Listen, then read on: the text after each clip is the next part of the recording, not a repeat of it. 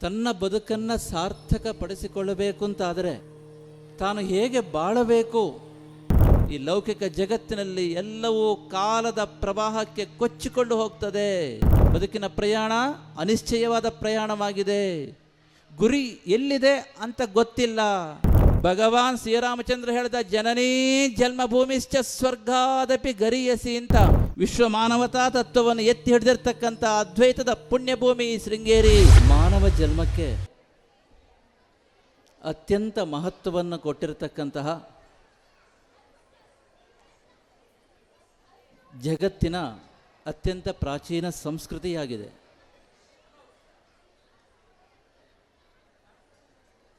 ಮನುಷ್ಯ ಈ ಜಗತ್ತಿನಿಗೆ ಬಂದ ನಂತರ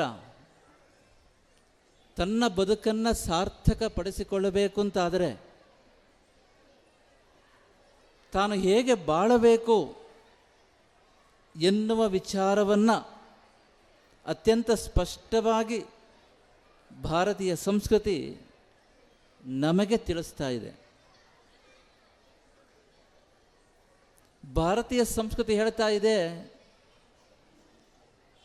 ಯಾವಾಗ ತನ್ನ ಮನುಷ್ಯ ತನ್ನ ಜೀವನಕ್ಕೆ ಪರಿಪೂರ್ಣತೆಯನ್ನು ತಂದುಕೊಳ್ತಾನೋ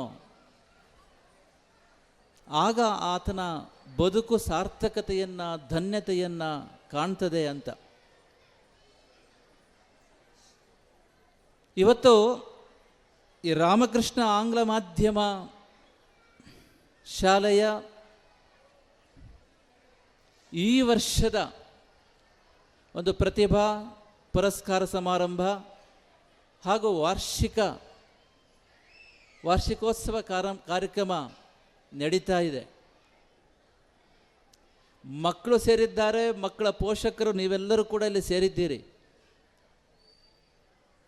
ಪ್ರತಿಯೊಬ್ಬರಿಗೂ ಆಸೆ ಇರ್ತದೆ ಬದುಕನ್ನು ಪರಿಪೂರ್ಣವಾಗಿ ನಾವು ಬಾಳಬೇಕು ಅಂತ. ಹೇಗೆ ಬದುಕಿದರೆ ನಮ್ಮ ಮಕ್ಕಳ ವ್ಯಕ್ತಿತ್ವದಲ್ಲಿ ಪರಿಪೂರ್ಣತೆ ಎನ್ನುವುದು ಸಂಪೂರ್ಣವಾಗಿ ವಿಕಾಸ ಆಗತ್ತೆ ಎನ್ನುವುದನ್ನು ತಿಳ್ಕೊಂಡು ಅದಕ್ಕೆ ಪೂರಕವಾಗಿ ನಾವು ಮಕ್ಕಳನ್ನು ಬೆಳೆಸಬೇಕು. ನಮ್ಮ ಭಾರತೀಯ ಸಂಸ್ಕೃತಿ ಹೇಳ್ತಾ ಇದೆ, ಒಬ್ಬ ಮನುಷ್ಯ ವೈಯಕ್ತಿಕ ಉನ್ನತಿಯನ್ನು, ಕುಟುಂಬದ ಕ್ಷೇಮವನ್ನು, ಸಮಾಜದ ಹಿತವನ್ನು, ದೇಶದ ಅಭಿವೃದ್ಧಿಯನ್ನು, ವಿಶ್ವದ ಕಲ್ಯಾಣವನ್ನು, ಈ 5 ಅಂಶಗಳನ್ನು ಸಂಪೂರ್ಣವಾಗಿ ಸಾಧಿಸಲು ಪೂರಕವಾಗಿ ತನ್ನ ಜೀವನದ ನಡೆನುಡಿ ಆಚಾರಗಳನ್ನು, ತನ್ನ ಚಿಂತನೆಗಳನ್ನು, ತನ್ನ ಮಾತುಗಳನ್ನು, ತನ್ನ ಕೃತಿಗಳನ್ನು ರೂಢಿಸಿಕೊಂಡಿದ್ದಾದಲ್ಲಿ ಮಾತ್ರ ಆತನ ಬದುಕು ಸಾರ್ಥಕವಾಗ್ತದೆ ಅಂತ. ವೈಯಕ್ತಿಕ ಉನ್ನತಿ, ಪರ್ಸನಲ್ ಅಪ್ಲಿಫ್ಮೆಂಟ್, ಕುಟುಂಬದ ಕ್ಷೇಮ, ವೆಲ್ಫೇರ್ ಆಫ್ ದ ಫ್ಯಾಮಿಲಿ, ಹಾಗೆಯೇ ಸಮಾಜದ ಹಿತ, ವೆಲ್ಫೇರ್ ಆಫ್ ದ ಸೊಸೈಟಿ, ಹಾಗೆಯೇ development of this great nation, ದೇಶದ ಅಭಿವೃದ್ಧಿ ಹಾಗೂ ವಿಶ್ವದ ಕಲ್ಯಾಣ, welfare of this entire world. ಈ 5 ಅಂಶಗಳನ್ನು ಸಾಧಿಸಲು ಪೂರಕವಾಗಿ ನಾವು ಬದುಕಬೇಕು. ನಮ್ಮ ಮಕ್ಕಳ ಆ ವ್ಯಕ್ತಿತ್ವದ ವಿಕಾಸ ಅದಕ್ಕೆ ಪೂರಕವಾಗಿ ಆಗಬೇಕು. ಅದಕ್ಕೆ ತಕ್ಕಂಥ ರೀತಿಯಲ್ಲಿ ನಮ್ಮ ಮಕ್ಕಳಿಗೆ ಸಂಸ್ಕಾರವನ್ನು ಕೊಡಬೇಕು. ಇದು ಭಾರತೀಯ ಆರ್ಷ ಋಷಿಗಳ ಚಿಂತನೆಯಾಗಿದೆ. ವೈಯಕ್ತಿಕ ಉನ್ನತಿ ಅಂದರೆ ಲೌಕಿಕ ಅಭಿವೃದ್ಧಿ ಮತ್ತು ಆತ್ಮೋದ್ಧಾರ, ಇವೆರಡೂ ಸೇರಿದಾಗ ಮಾತ್ರ ನಿಜವಾದ ಅರ್ಥದಲ್ಲಿ ಮನುಷ್ಯನ ವೈಯಕ್ತಿಕ ಉನ್ನತಿ ಆಗ್ತದೆ.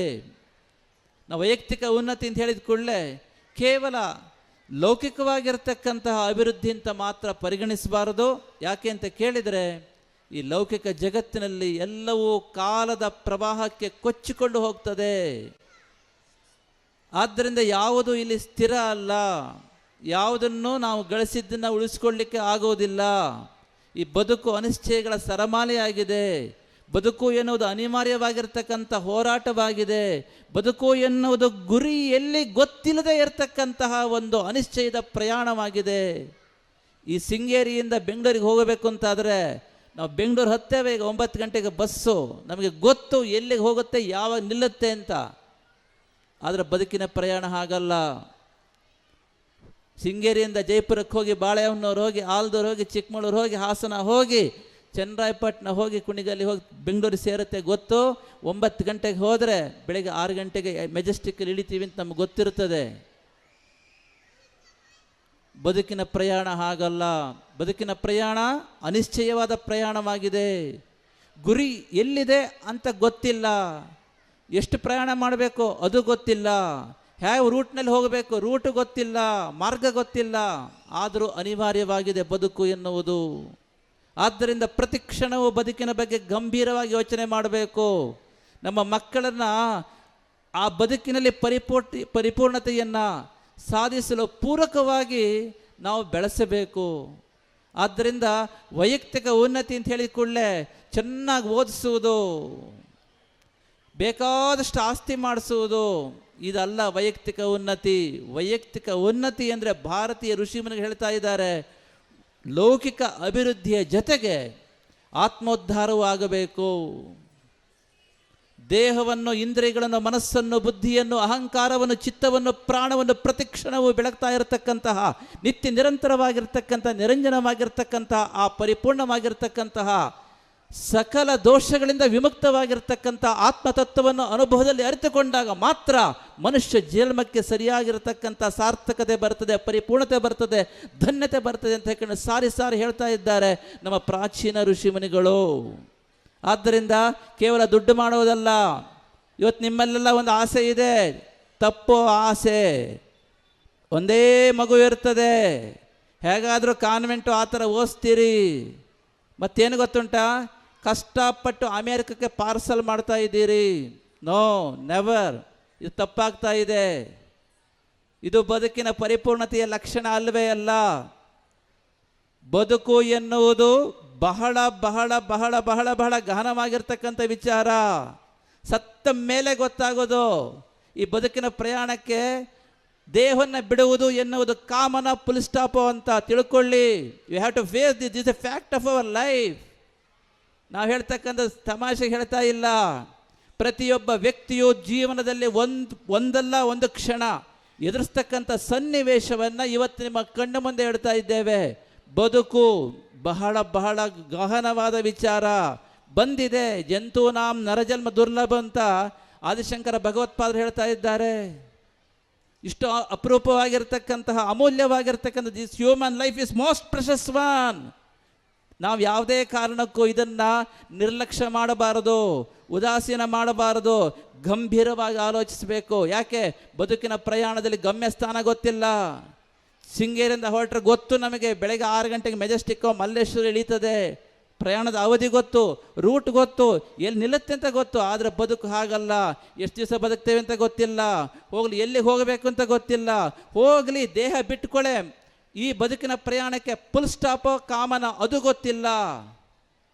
ಯೋಚನೆ ಮಾಡಿದ್ದೇವೆ ಯಾರಾದರೂ? ಆದರೂ ಭೂಮಿ ಮೇಲೆ ಬಂದಿದ್ದೇವೆ, ಬಾಳ್ತಾ ಇದ್ದೇವೆ. ಆದ್ದರಿಂದ ಬದುಕಿನ ಪ್ರಯಾಣದಲ್ಲಿ ಕೇವಲ ನಾವು ವೈಯಕ್ತಿಕ ಉನ್ನತಿಗೆ ಮಾತ್ರ ಗಮನ ಕೊಟ್ಟರೆ, ವೈಯಕ್ತಿಕ ಉನ್ನತಿ ಅಂತ ನಿಮ್ಮ ಅಭಿಪ್ರಾಯದಲ್ಲಿ ಏನಾಗುತ್ತದೆ? ವೈಯಕ್ತಿಕ ಉನ್ನತಿ ಕೇವಲ ಲೌಕಿಕ ಅಭಿವೃದ್ಧಿಗೆ ಸೀಮಿತವಾಗಿರಬಾರದು. ವೈಯಕ್ತಿಕ ಉನ್ನತಿ ಅಂತಂದರೆ ಲೌಕಿಕ ಅಭಿವೃದ್ಧಿ ಮತ್ತು ಆತ್ಮೋದ್ಧಾರ ಎರಡು ಒಟ್ಟೊಟ್ಟಿಗೆ ಸಾಗಬೇಕು. ಒಂದಕ್ಕಾಗಿ ಮತ್ತೊಂದನ್ನು ಬಿಟ್ಟು ಕೊಡಬಾರದು. ನಾವು ಎಸ್ಕೇಪಿಸಮ್ ಅಂತ ಹೇಳ್ತೀವಲ್ಲ, ಆ ರೀತಿ ಪಲಾಯನವಾದಿಗಳು ಆಗಬಾರದು. ಕೌಟುಂಬಿಕ ಜವಾಬ್ದಾರಿಗಳನ್ನು ಸಮರ್ಥವಾಗಿ ನಿರ್ವಹಿಸಬೇಕು. ಡಿಟ್ಯಾಚ್ ಅಂಡ್ ವರ್ಕ್ ಇದು ಕೆಲಸ ಮಾಡಬೇಕು. ಕರ್ತವ್ಯ ಕರ್ಮಕ್ಕೆ ಪೂರ್ಣ ನ್ಯಾಯವನ್ನು ಒದಗಿಸುವಂತೆ ನಾವು ಕೆಲಸ ಮಾಡಬೇಕು. ಆದರೆ ಅಂಟಿಕೊಳ್ಳಬಾರದು, ಅಂಟಿಕೊಳ್ಳದೆ ಕೆಲಸ ಮಾಡಬೇಕು. ಆದ್ದರಿಂದ ಶಾಸ್ತ್ರ ಹೇಳ್ತಾ ಇದೆ, ಋಷಿಗಳು ಮುನಿಗಳು ಹೇಳ್ತಾ ಇದ್ದಾರೆ, ಬದುಕನ್ನು ಪ್ರೀತಿಸು, ಲೌಕಿಕ ಅಭಿವೃದ್ಧಿಯನ್ನು ಕಾಣು, ಆದರೆ ಅದು ಅಂತಿಮ ಅಲ್ಲ. ಚಿತ್ತಶುದ್ಧಿಗಾಗಿ ಸತ್ಕರ್ಮಗಳನ್ನ ಮಾಡುತ್ತಾ ಆತ್ಮೋದ್ಧಾರವನ್ನು ಮಾಡಿಕೊಳ್ಳುವುದಕ್ಕೆ ಪೂರಕವಾಗಿ ಲೌಕಿಕ ಜೀವನ ನಡೆಸು. ಆದ್ದರಿಂದ ವೈಯಕ್ತಿಕ ಉನ್ನತಿ, personal upliftment means both worldly progress as well as spiritual achievement. ಆದ್ದರಿಂದ ಶಾಸ್ತ್ರ ಹೇಳ್ತಾ ಇದೆ, ವೈಯಕ್ತಿಕ ಉನ್ನತಿಯಿಂದ ಬಂದಾಗ ಕೇವಲ ಲೌಕಿಕ ಅಭಿವೃದ್ಧಿ ಇದಿರಬಾರ್ದು. ಪೋಷಕರಿಗೆ ತಿಳ್ಕೊಳ್ಳಿ, ಪೋಷಕರಿಗೆ ಹೇಗೆ ಇದೆ, ನಮಗೆ ಇವತ್ತು ರೂಪಾಯಿ ಸಾಲದು, ಡಾಲರ್ಸೇ ಬೇಕು. ಅದಕ್ಕೆ ನಿಮ್ಗೆ ಯೋಚನೆ ಮಾಡ್ತಾ ಇದ್ದೀವಿ ಈಗಿಂದಲೇ, ಹೇಗಾದರೂ ಮಾಡಿ ಅಮೇರಿಕಕ್ಕೆ ಪಾರ್ಸಲ್ ಮಾಡು. ಪಾರ್ಸಲ್ ಅಂತ ಯಾಕೆ ಹೇಳ್ತಾ ಇದ್ದೇವೆ ಅಂತಂದರೆ, ಭಗವಾನ್ ಶ್ರೀರಾಮಚಂದ್ರ ಹೇಳ್ದ, ಜನನೀ ಜನ್ಮಭೂಮಿಶ್ಚ ಸ್ವರ್ಗಾದಪಿ ಗರೀಯಸಿ ಅಂತ. ಹೆತ್ತ ತಾಯಿ ಹೊತ್ತ ಭೂಮಿ ನಿತ್ಯ ಸ್ವರ್ಗಕ್ಕಿಂತ ದೊಡ್ಡದು ಅಂತ ಸಾರ್ವಕಾಲಿಕ ಸಂದೇಶವನ್ನ ಭಗವಾನ್ ಶ್ರೀರಾಮಚಂದ್ರ ಕೊಟ್ಟಿದ್ದಾನೆ. ಹೆತ್ತ ತಾಯಿ ಹೊತ್ತ ಭೂಮಿ ನಿತ್ಯ ಸ್ವರ್ಗಕ್ಕಿಂತ ದೊಡ್ಡದು. ಆದರೆ ನಾವೇನು ಮಾಡ್ತಾ ಇದ್ದೇವೆ ಗೊತ್ತುಂಟಾ?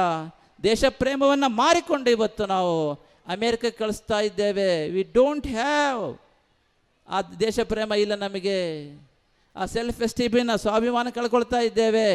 ಆದ್ದರಿಂದ ಭಾರತೀಯ ಸಂಸ್ಕೃತಿ ಹೇಳ್ತಾ ಇದೆ, ವೈಯಕ್ತಿಕ ಉನ್ನತಿ ಅಂತಂದರೆ ಲೌಕಿಕ ಅಭಿವೃದ್ಧಿ ಮತ್ತು ಆತ್ಮೋದ್ಧಾರ. ಇದೊಂದೇ ಸಾಕಂತ ಕೇಳಿದಿಲ್ಲ.